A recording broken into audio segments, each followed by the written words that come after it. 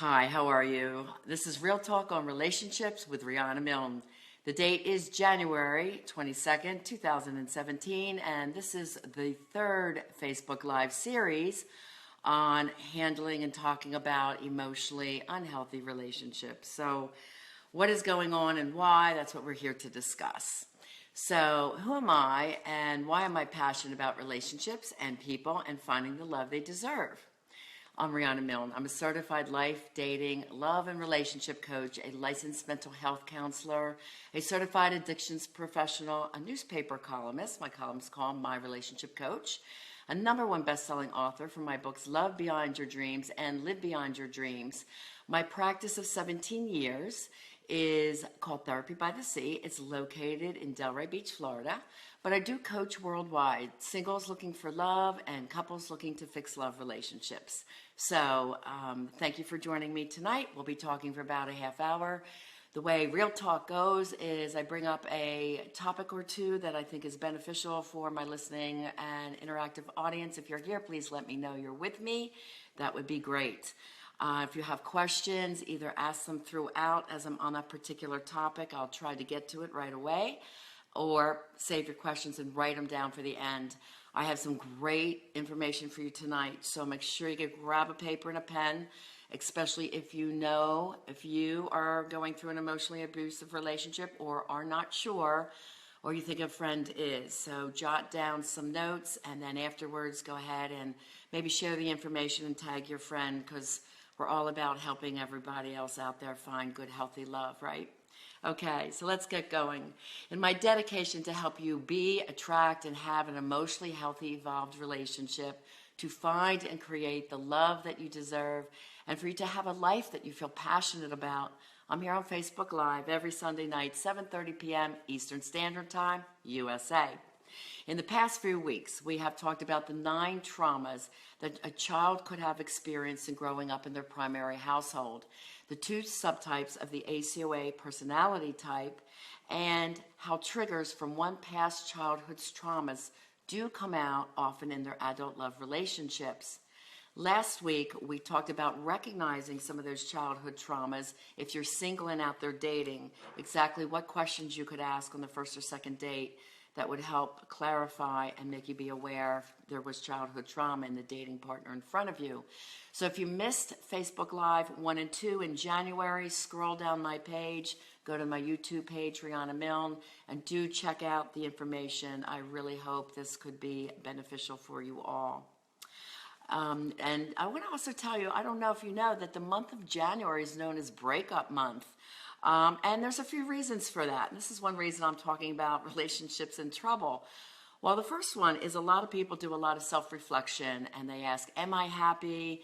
Am I in the relationship I want? Is it going in the direction I want? Is it loving? Is it supportive? And a lot of times those self-examinations they come up and say, I'm just not happy. And either they seek out help right now in the beginning of the new year, or they start preparing to move on to find another emotionally healthy partner. And another reason is, many people wait until after the holidays to break up because they don't want to necessarily hurt their partner, or if there's children involved, or even the extended family, if there's holiday plans made way ahead of time. And many people also hope to rekindle during the holidays. Maybe a romantic Christmas could do that, or just a really pleasant holiday vacation. You're hoping for the best, and then by New Year's Eve, if it just didn't come together and you're at your wit's end, then very often this is when the breakups tend to happen. And strangely enough, sometimes they wait because it's the end of a tax year, the end of December, so it's like, it's January, it's not working, I'm going to cut my losses early on. And unfortunately, that's when a lot of people look at ending their marriages. So let's start tonight's talk. Oh, by the way, February, make sure you stay tuned because we are going to flip it. We are going into Love Month in February, so we are going to talk about what are the relationship rules of success. And there's a ton of them in my section 4 of Love Beyond Your Dreams, but I'm going to talk about the most important ones Sunday night during Love Month. So if you want to improve your love relationships or check in and see if you're doing the right things, then definitely join me, and I look forward to having you then. Okay, so tonight we're going to talk on defining what emotional abuse looks like. We're going to describe the signs you may see in your dating or your exclusive relationship or marriage. And then we're going to review the power and control wheel, which is a really clear way to look at this tool and decide if you're in an abusive or manipulative relationship. Now, when I coach, these are tools that I use in my coaching relationships with both singles and couples. And it's really great to have a visual and a checklist to go over. And the emotional abuse checklist that I'm going to refer to tonight, it's amazing. And if you want it sent to you, just email me, RianaMilne@gmail.com, and say, I want the emotional abuse checklist. And then you do it with your partner. But if you and your partner are in shaky grounds, don't do it without a relationship coach with you. But we do this with the partner, and it really helps to be honest and say, for example, if your partner says, no, I don't do that. And I said, well, I feel that you are. Can I give you an example? And then when I do this with my couples, and the one person would say, yeah, I do remember doing that to you. And I didn't realize that was emotional abuse. I hear that all the time. Really? That's on the emotional abuse checklist? I had no idea. So definitely, you're going to want to hear this checklist. Get a copy of it. Just email me or take some notes tonight. Okay, so the definition of emotional abuse. It's defined in several different ways, but very similar. And it's psychological abuse, also referred to as psychological violence, emotional abuse, or mental abuse. And it is all a form of abuse characterized by a person subjecting or exposing another person to behavior that could result in either psychological trauma, including anxiety, chronic depression, intense fears, and a heightened cortisol blood pressure level that when they see that person, that body automatically responds to that fear that they felt the last time they saw their partner. Sometimes this is referred to as walking on eggshells. You know, when a partner says, oh, I'm afraid to go home, and they get almost in an anxious, fearful state before they walk in the door, or they're going to get a good partner or a bad partner that day. That's known as walking on eggshells. So a lot of these body symptoms are very similar to post-traumatic stress result. So you really want to examine if this is happening to you or someone you love. So in general, emotional abuse is an attempt to get control over another person, and it can be just as damaging as physical abuse. And there are 16 items on this checklist that I'm going to go over, and it will help you to define if you're experiencing emotional abuse within your relationship or starting to feel it with your dating partner. So you have to be really gut honest when you answer this sheet, and you want to say, has this been done to you? And you could do the sheet primarily and most effectively with the current partner you have in mind, and then go over it a second time after this Facebook Live and see if you've experienced it with other partners. And if it's less, then you're doing better and your boundaries are stronger. And if you still have it, then we have to talk with you about having stronger emotional boundaries to protect yourself and feel safe. So, you know, you also have to ask, have I done this to another? The checklist. So it's 2 checks. I've received it or I've done it to somebody else. So here we go. Identifying emotional abuse. Calling someone names. Now again, has this been done to you or have you done it to others? This does include put downs, saying anything that makes someone not feel good enough. It could be as blatant as saying, wow, that looks ugly on you. A lot of men tend to intimidate their partner by insulting their bodies. Or them sexually. And that is one of the meanest ways of doing personal put downs. At the second one, number 2, is frequent yelling or cursing.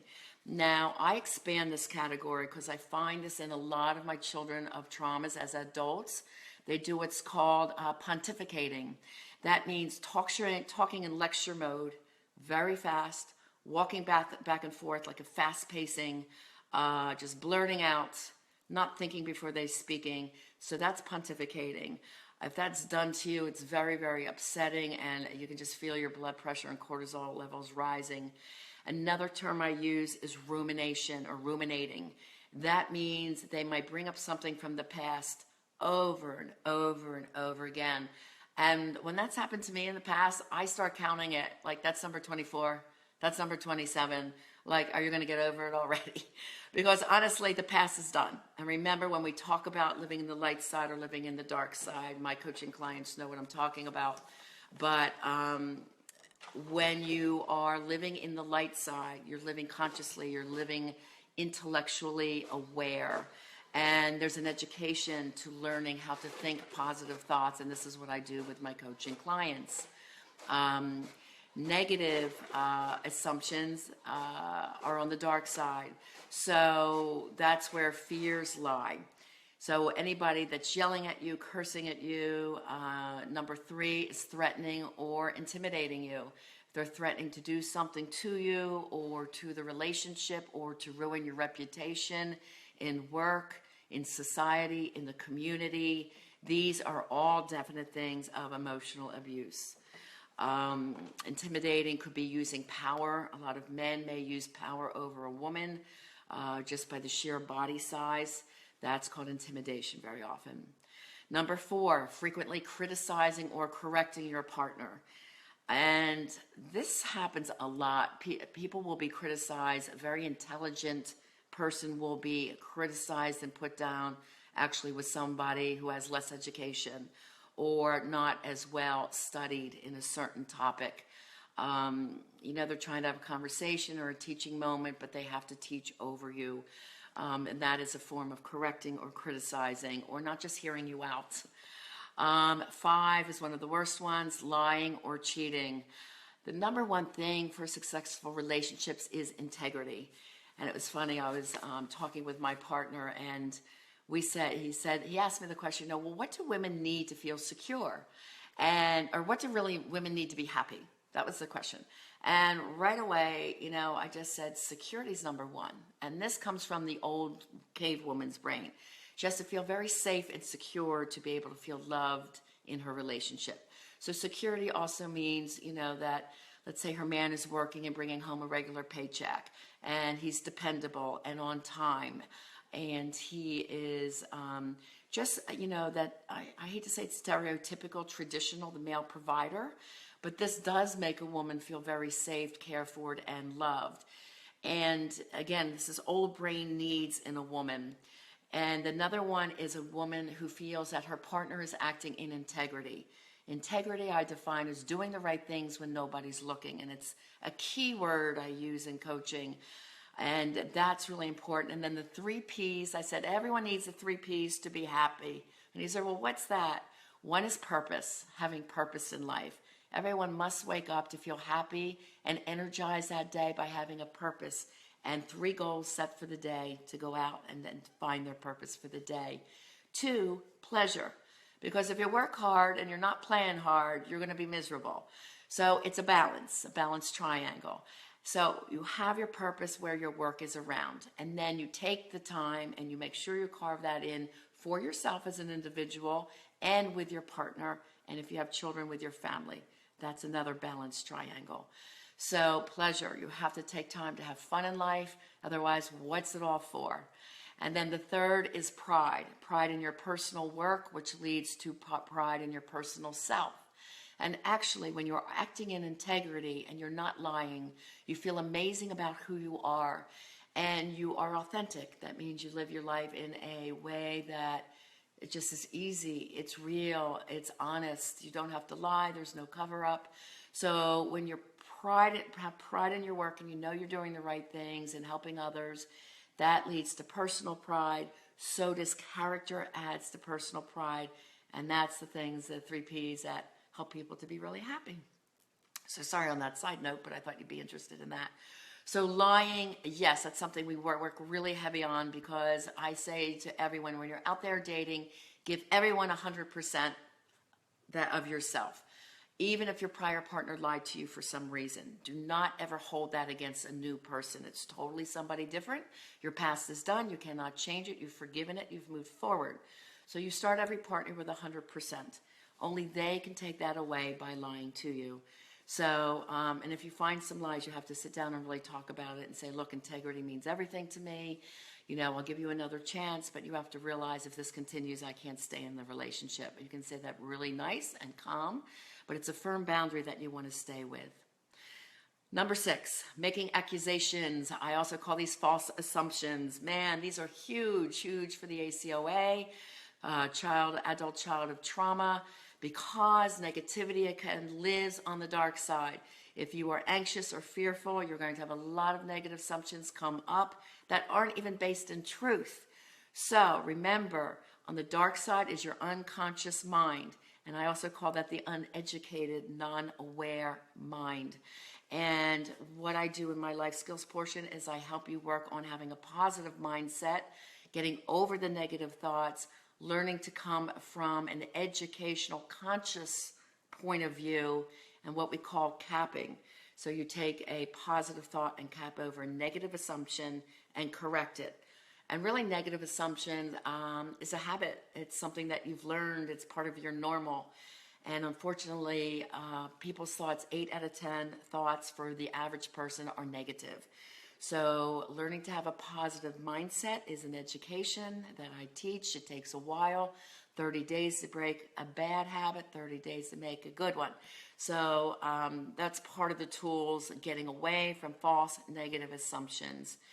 Another one, 7, putting responsibility on your partner or on another person for what you should be doing for yourselves. It's one thing to want to help out your partner, but when the partner is overdoing, then we have a codependency issue. And that's a whole nother checklist that we'll get to someday. But yes, assist, but you have to have boundaries. And if the one person is not keeping up their end, you're going to have a conversation again and say, this is now your responsibility. I'm stepping back. I'm focusing on me, my work. You need to focus on you, your work, so that together we can have a strong union. So be careful you're not being overly dependent on each other. Okay, 8, making fun or putting down the other person's family, religion, or race, because that's just a no-no, and you're not going to have your partner very long if you're doing those things. It has to be total self-love, love of your partner, and love of your partner's family. And sometimes when they're difficult people, I just say, you still should attend family holidays. You still should be giving them courtesy and respect, but I call it being socially polite.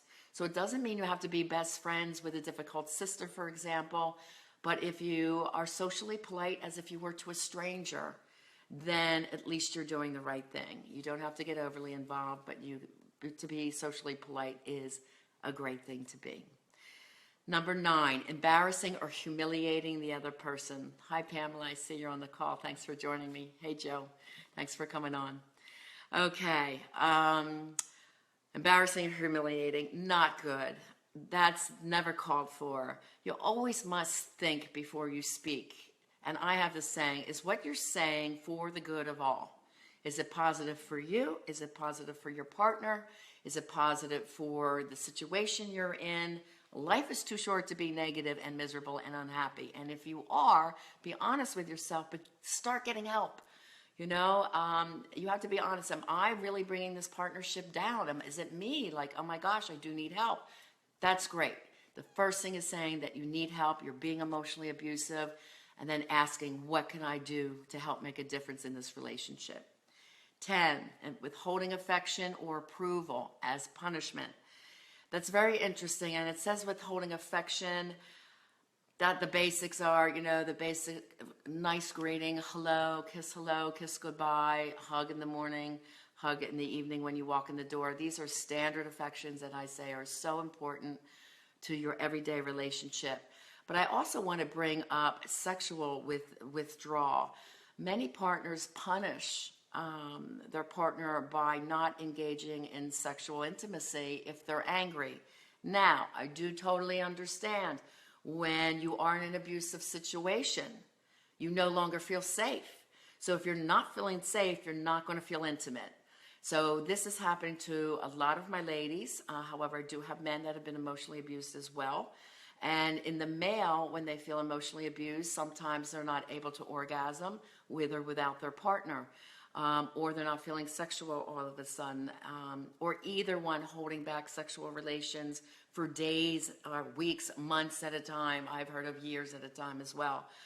Obviously, if it's going on for a few weeks and you feel the tension in the air, you must get help. It's perfectly fine to, get help and admit you need help. And, that's the only way this will change. But both partners have to feel safe, emotionally and physically. So if you're starting to see the sexual dynamic be off, this is a sign that some emotional abuse is probably happening and you need to have a good conversation. Being overly controlling, telling the other person what to say or do. Look, this is not going to work well in a relationship. The relationship will not last. Plain and simply, especially if you are in a relationship with a very successful man or woman who feels great about their life, their family life, their career, their status in the community, how they give back to the world. If you're the partner that's putting them down and everything else in their life is great, what do they need you for? Okay, let's ask the question. So seriously, you should be the support system. They're looking to you for mutual support to cheer them on. That's what a partner should be. So don't control. Now, we know a lot of our ACOAs and children of trauma end up with control issues. Why? Because as children, they did not have that sense of control. So if they can gear the need to control and have order and be a little bit perfectionistic, do it at work. Because if you can do it at work, you're going to be very successful in business. And that's a place where it works very well. But you got to drop it at the door. For a lot of my men that tend to have this, I say, listen to jazz music on the way home. Do a round of meditation on the way home. Remember the blessings, what you do have. You've got to do some mental mind work before you walk in the door. So you're walking in a good, peaceful, loving state to your partner. So keep control out of the relationship. You're not the mother, you're not the father, you are the partner. Okay, great, clear enough. Number 12, insisting on making all the decisions and disregarding the other person's feelings. Remember, you're a team. I always say, what is best for the team? Do and make the decisions that's going to be best for the relationship. Sit down and have a daily, weekly plan around the income, plan around plan your future vacations and whatever else you want to do, but it should be a mutual choice, okay? Nobody should be making all the decisions. 13, making someone feel guilty when you don't get your way. Look, there's going to be times you're two different people. You're not always going to agree. So you have to agree to disagree in life, especially around this whole political oh my God, it's a war. It's a nightmare. I kind of wish all the political sayings on Facebook would be at an end already. And we have a new president. Let's just, do the best to support him and the family and the new cabinet members, etc. But that's a whole other conversation. Anyway, you don't want someone to feel guilty. You can express your feelings. You should be heard. The other person can say, I hear you. I'm going to consider your feelings. It doesn't mean I really agree with them, but that's okay. I will keep your feelings in mind. Okay. 14. Oh, this is misnumbered. There's actually 15 of them. 14. Keeping the other person from their family or friends. No. Friends are a support system. Friends are very important to people. And, I had a recent conversation with someone about what defines a friend. A friend is someone that always wants the best for you. No matter what relationship you're in, it's basically a sense, if you're happy, they're happy. They're there to support you. If you're upset about something, they're there to listen, maybe give an outside opinion, but they're not there to force themselves on you, force their opinions on you, make you choose between them or the person you're dating. No, never. A friend is unconditional love, and they always wants the best for you, and if it's a real friend, they would love to meet your partner. So that's what a friend should be. And the last one, insisting that another person account for their time. There's nothing wrong with checking in. Of course, check in if you're going to be running late from work so your partner doesn't worry about you. But if you're out with a group of friends, be realistic. Don't come in at 2 and 3 in the morning. Come in at midnight, and be courteous of that. And certainly, like I said, if you're going to be late, do pick up the phone or text to your partner. I'm on my way, so I'm running a little late, and they know then that you're on your way. So that is the emotional abuse checklist. And like I said, I am offering this by email. If you would like to email me, just say, give me the handout, Riana, on emotional abuse. So I see that in the subject line, and I will be glad to send that out to you. That is one of the worksheets we use in my life coaching for both singles and for couples. So the second tool I want to talk about, and we'll go through this, and then I'm opening the board for questions. If you have any now, I'll try and pick them up. I'm not saying the print is clear. I'm sitting back further this week. So if I can't read your question, please type it into me when we are done the conversation. Okay, so part 2 is the violence wheel. Now, this is called the Power and Control Wheel. And it was created by the Domestic Abuse Intervention Project out of Duluth, Michigan. And the Power and Control Wheel is a tool that helps explain the different ways an abusive partner can use power or control to manipulate their partner or the relationship.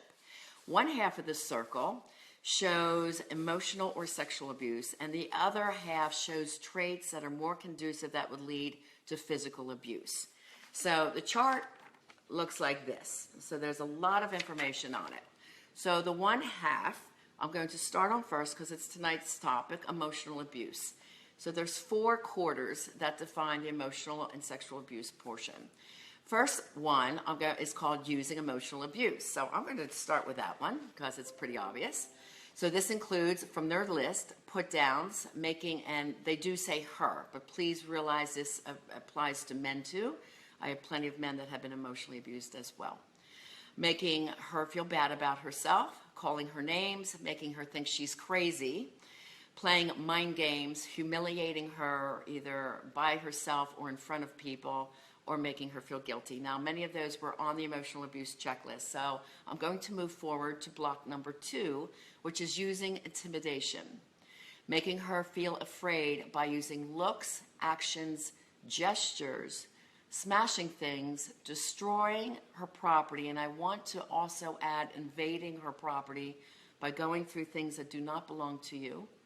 Abusing pets, I mean, that's really showing signs of severe anger issues and mood management problems if they're hurting your pets or children, of course. Displaying weapons, that is a form of intimidation. So we're getting towards more the physical violence as we talk about that quarter.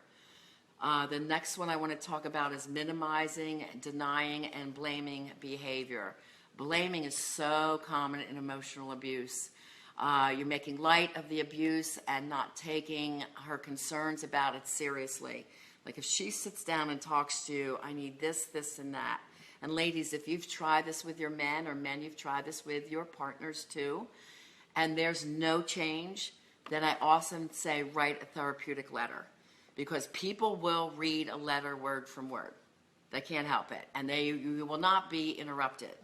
So I think writing a letter about very clear and precisely what your needs are, what you think is going wrong, that you're open to a discussion, but these are the things that you need, and these are your new boundaries. And that's the type of letter that you would need to write when you're feeling, that you've entered into an emotionally abusive cycle.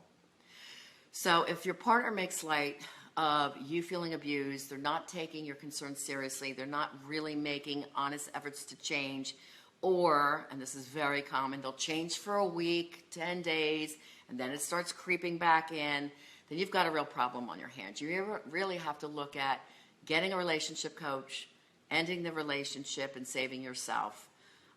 Those are really the 2 choices. If your partner's refusing to change, those are the 2. Now, I have couples call me all the time and say, Riana, I want the help. I'm ready. I really want to learn everything I'm doing wrong, be a better person myself, but my partner won't come to coaching. What do we do? I say, start yourself. This has happened numerous times. They sign up for my couples program called Relationship Rescue. We do the life coaching portion first. It's 7 modules out of 10 where we are looking at the individual and being or recreating your best self, because people in these abusive relationships totally feel they've lost themselves.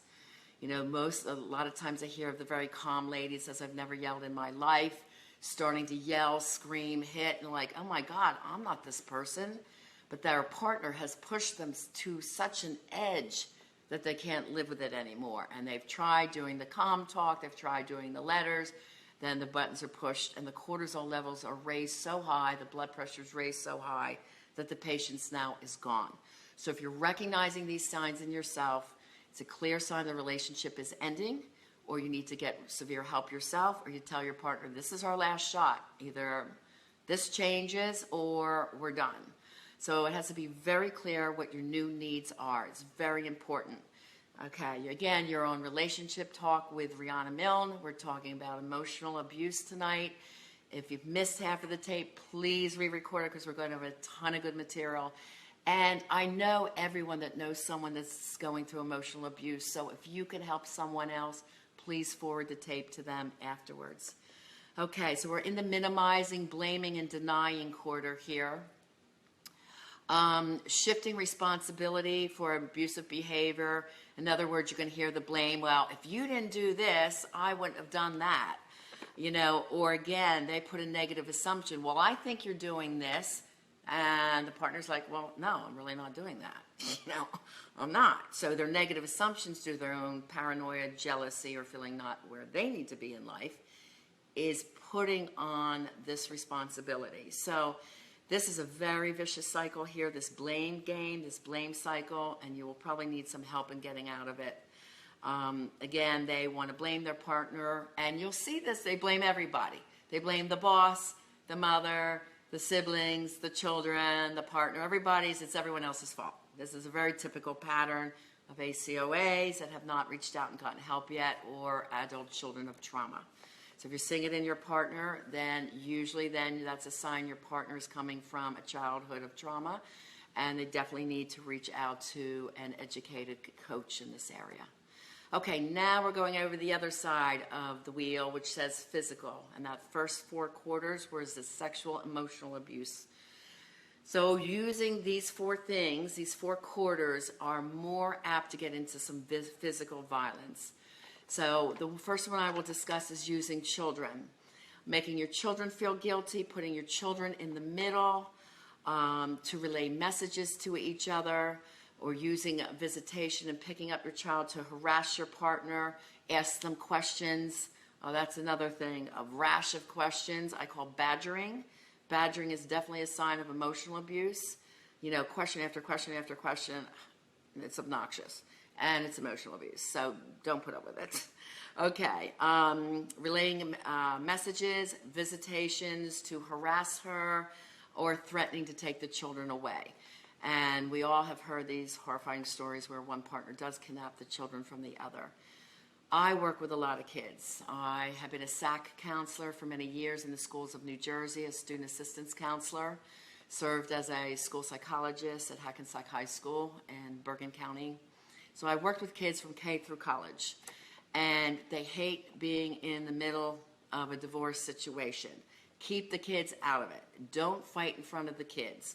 When you have something to say, it's best to bring it to a third party, either a mediator if you're going to divorce, or I always say before you, especially if you have kids, before you give up on the marriage, do a program where you're dedicating yourself 150% to learning to be the best you can be, and 2 people being 2 successful individuals and learning to work for the good of the team, which is the couple first, then the family second. You can rebuild this and have a relationship that's better than ever. You just have to learn what to do. You can't change what you don't understand. And that's why I say that all the time. Once you get the education, you can fix the relationship. So, you know, a relationship rescue program is a whole lot less than a divorce. So don't give up too quickly. Try to do some good coaching before, you know, you go to file for divorce. And before that final step of divorce, try a mediator as well. Okay, I know a couple great ones if you need referrals in Palm Beach County area. Okay, 2, using male privilege. And again, this can be flipped around, so please understand there are men who've been through emotional abuse as well. But I'm just reading it for ease tonight towards a female. Treating her like a servant, making all the big decisions for the couple, acting like master of the household, being able to define men's and women's roles, and just taking general privilege, you know, not helping out in the household. I just say to my people, my guys that aren't helping, look, this is not the days of Ozzie and Harriet, sorry. You know, if women are working, if a woman is working in the home, then yes, the woman should be doing 50% of the household chores or more, with the man assisting if he is doing the whole full-time job. But you have two full-time partners working, there has to be two full-time partners working at home. So that's sharing the cooking, the cleaning, anything else that's needed around the home, the child rearing, the babysitting, arranging the dates, or helping to arrange the vacations, everything. It should be a team. Now, some people are better at other things, so you can say, I'll do the bills if you plan the vacations, but try to make it evenly distributed so one person doesn't feel too burdened. And definitely hold up your own end, for sure. Okay, using an economic abuse. This is about control of money. So preventing the woman from getting or keeping a job, like sabotaging, making her late for her interview, causing an argument before she walks out the door to her job, making her feel upset so she doesn't do a good job, anything like that, by being not supportive. Making her ask for money instead of being generous and saying, here's money for our things, giving her an allowance, making her accountable to every penny, taking her money without asking, not letting her know where the money is going to, or not letting her have access to the family income. This is a severe form of control, and if the woman is choosing and you've decided together to have a full-time mom and housewife in the house, and she's doing her work there, which, believe me, is plenty, then she should have, the income to pay for those skills that she is doing to help her children develop well and keep a house nice for the family. So that, that has to be talked about, her economic payment for those things, okay? This is not like, don't hold the money back from your spouse. Have a plan, work the plan together for the good of the team, the couple and the family. And the last quarter is using coercion or threats. This one can be really bad, making or carrying out any threats to do something to hurt you. Threatening to leave you, threatening to commit suicide if you break up with them, reporting them to any type of agencies, making her do anything that's illegal. And if she doesn't, she'd be beaten or anything else. Again, that's really close to the point where you're getting physically violent. And this power and control wheel, and again, it looks like this, has been used for years and years in domestic violence shelters. So women and men of violence and children are learning what is and what is not healthy love. So again, if you or someone you know is going through any kind of emotional abuse, these tools could be very helpful. You could find the power and control wheel online. I do have the emotionally abusive checklist. I would be glad to email that to you. Again, just RianaMilne@gmail.com. Do I have any questions that I can answer from anybody at this time on either one of the tools we discussed tonight? I'm glad that you came. Hello, Lisa. Thank you for joining in. Now, if you're not on tonight's call, let me see. Here's a question. I heard in regards to communication between relationship that wisdom lies in the response without offending your partner. What are your thoughts? Yes, you must slow down your thought system to really think before you speak, say, and do. Okay, this is one of the skills that I teach people who tend to be impulsive. Now, if you want to have a very important conversation with your partner, you always do it when you're both fresh, not tired at night. You don't do it when you're getting into bed. You do it sometime early in the morning, preferably a weekend, not a work day, when you're both running out the door to work. And you say, I need to talk to you. And you sit in a quiet space, no music, no TV, no kids. And you calmly and firmly say, I'm concerned about some things. This is what I want to do. Or you've written the letter, and you've already emailed the letter and say, I'd like to discuss the letter that I wrote to see if you're comfortable with these things that I think we need to work on. I want to know your thoughts. So the power is in the control and being in a controlling, calm response. That's where power lies. So you being calm and being consciously aware, doing an intelligent answer that you have thought over. And sometimes, people are a little flushed. I had one couple, and the gentleman said, well, I get too nervous, and then I blurt out the wrong thing. So you can say to your partner, this is important things. Can I have some time to think about it, and I'll come back to you? So we made a time rule of no longer than an hour to 2 hours. But of course, I also teach a therapeutic break. And that means where you're at a standstill or you're feeling that it's starting to get heated, either person says, I need a break, or says tea break, or just goes like this, a tea. And that means you both stop talking, you have physical distance. You know, one could go to the gym, one could take a walk, one could go grocery shopping. But this is what you do with the mindset. You think, why are we really fighting? What is this about? Do I understand what he or she is sharing with me and their concerns? And what 2 things can I do to help fix this situation, this problem, for the good of all, for the good of us, the team, the couple?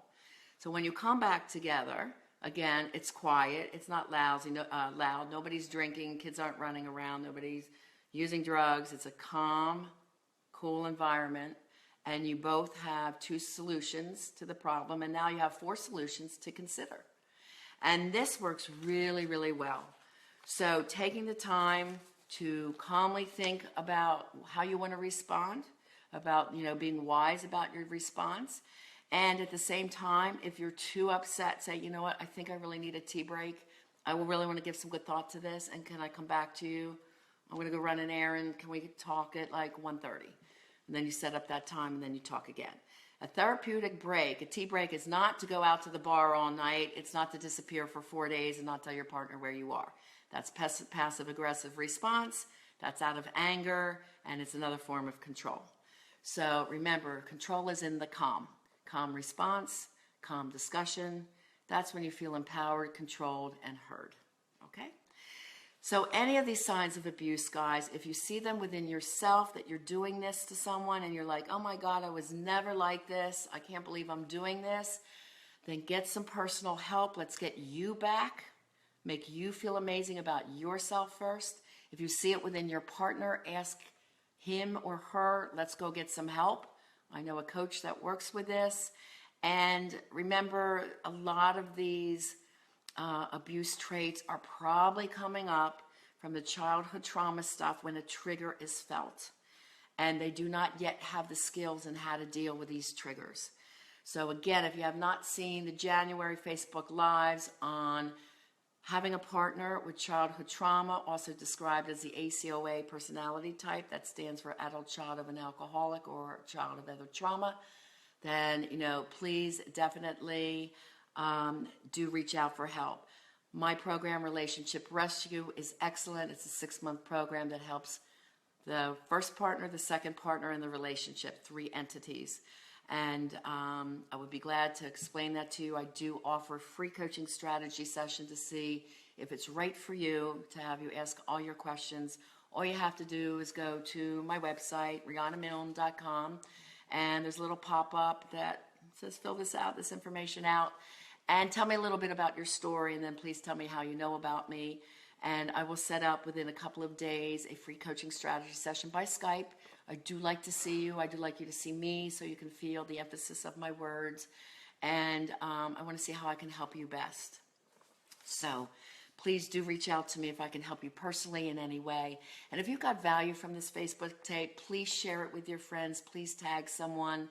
Please just put it on your page if you're in the coaching world or in any way assisting people in the public that may be dealing with emotional abuse. It's very much a hidden secret. People are afraid and ashamed to talk about it, but there's definitely things that you can do to empower yourself to get beyond it and have you and your partner work through it. And once you know the rules and what you need to look for, this really, really can be healed, and you can have an amazing new relationship better than ever. So if you want any more information on this or other topics, please go to my website, RianaMilne.com, my YouTube channel, Riana Milne, LinkedIn, Twitter, Riana Milne. I have a free app also. It's called My Relationship Coach, where I have tons of articles and videos there. I'm all about education, guys, to try and help you be and attract the love of your life and for you to have the love and life that you deserve. So I'm here to help you. Next week, again, if you want the handout, it's Identifying Emotional Abuse. Just email me, RianaMilne.com at Gmail. Okay, so next week is January 29th at 7:30 p.m. on the Facebook page, Coach Riana Milne. I do have several, so make sure you look for the right one. I'm going to be wrapping up this topic of breakup, toxic behaviors in your adult love relationships and the childhood trauma, ACOA, personality stuff that comes up in adult love relationships. But again, it's not all gloom and doom because February is right around the corner and that is Love Month. So I have some really great tips to share with you about having an amazing relationship. Great information based on research. I know you're going to get a lot of value out of that. So please join me. The overall theme is relationship rules for success. And next week, we're going to start on that journey, wrapping up this one. And I'm going to go to another wheel. It's what do emotionally healthy relationships look like? So we're going to go over that relationship wheel. And it's basically based on a lot of different forms of respect. And I haven't seen this wheel until recently. I've uncovered it. I'm like, oh my God, I love this. I want to share this. So because these wheels are fresh in your mind from tonight, I want to go into that as part 2 for next week's topic. As usual, if there's any topics you'd like me to address, please let me know at rianamilne@gmail.com. So my goal for you is to be and attract an emotionally healthy, evolved partner. And until then, I wish you a very blessed, happy life and for you to have the life and love that you deserve. Thank you and have a beautiful evening and a great week. Bye.